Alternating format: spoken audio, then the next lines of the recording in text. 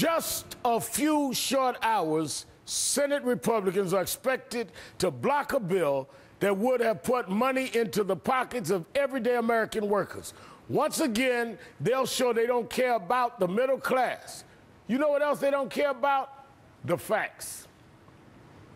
Would failure to pass a payroll tax extension and unemployment benefits harm the economy, in your opinion?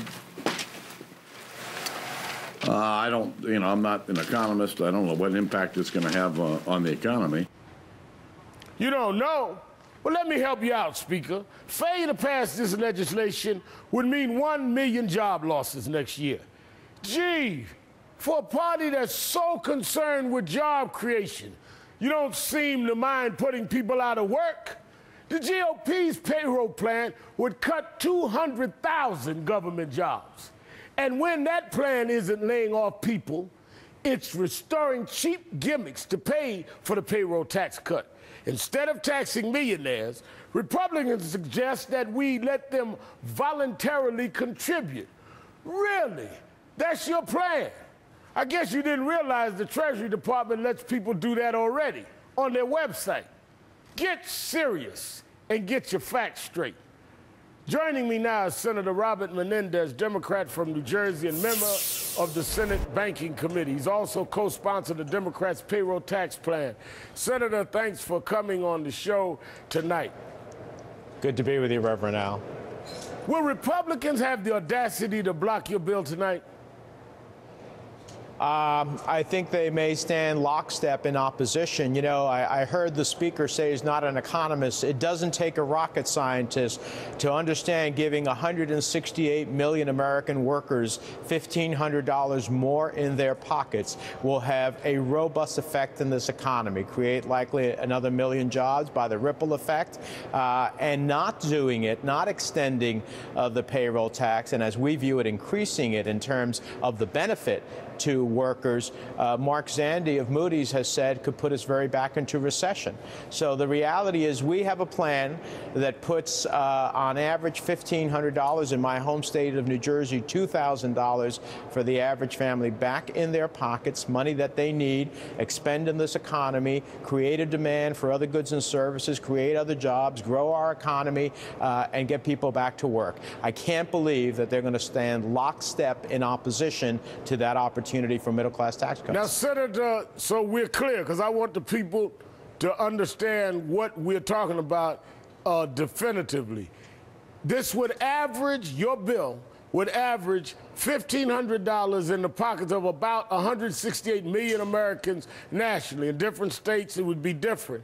The ripple effect of that, because they'll spend money and it'll go into the economy, could be up to 1 million new jobs. And they're blocking this, or threatening to block it, or we expect they're going to block it. Absolutely. That's what they're saying right now. And instead of giving 168 million Americans, 168 million Americans the opportunity to get up to $1,500 more.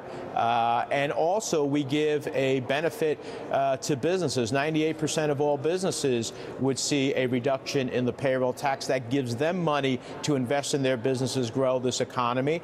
And for those companies that are willing to hire more individuals, we give them a total elimination of the payroll tax for the next year. So this is an opportunity for our families to get more money in their pockets, spend in the economy, create a demand for jobs. It's also an opportunity for businesses to be able to grow their employment base and grow their businesses. And it's fully paid for by saying those who make over $1 million, you're going to pay a 3.2% surcharge. Now, I think that's pretty fair. Senator, there are at least 3 Republicans that are beginning to start saying that, Republicans in the Senate this is, that maybe taxing or surtax on millionaires is something they could deal with.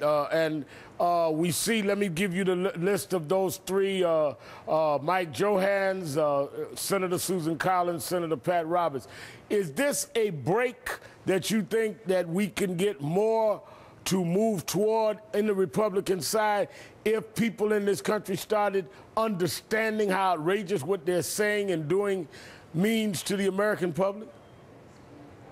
Well, Reverend, we'll see, first of all, tonight how they cast their votes. I hope they will join us, and I hope more will join us. We need at least 7 Republicans to join us to make this happen. We could pass this if it wasn't for Republicans holding it up to a filibuster-proof vote, which means we'd need a simple majority vote of 51 instead of 60. So we could pass this tonight and be on the way to putting $1,500 in the pockets of working families and to give small businesses across the spectrum, not just small businesses, a further tax break to help them grow their businesses. So I hope that they will cast their votes, the 3 that you said that way. I hope others will join them. I hope we've finally broken this view that the only way to grow this economy is to put it on the backs of cuts on middle-class needs, instead of ultimately taking it from those who have made well over $1 million and say, be part of the sacrifice of helping us grow America back into prosperity. Before you go, and I'm running a scroll underneath as we talk of the jobs bills and the tax cuts and what the Republicans have done per state, but let me say this, because people need to understand this. At the end of this year, we're looking at unemployment benefits expiring. The end of this month was the end of this year. That would lose, if unemployment insurance expires, 6 million people lose their benefits next year. 1.8 million will be cut off in a month. I mean, we are really playing with the existence of millions of Americans' families' income. The only thing they have left, we've already outsourced a lot of their jobs or laid them off. Now we're dealing with you fighting tonight on payroll tax extension. We're looking 3 weeks from now on losing unemployment insurance for millions. Absolutely. And J.P. Morgan has said if, in fact, we don't extend the unemployment insurance and the payroll tax cut, that what we will see is a reduction of our economy by 2%. We need to grow this economy, not have it be reduced by 2%. And that's what's at stake here, starting tonight. And I hope that our Republican colleagues will join us. It's time to put the politics aside. It's time to put America first. It's trying to put money back in the hands of middle-class working families. Senator Robert Menendez, thanks for coming on the show tonight. Thank you.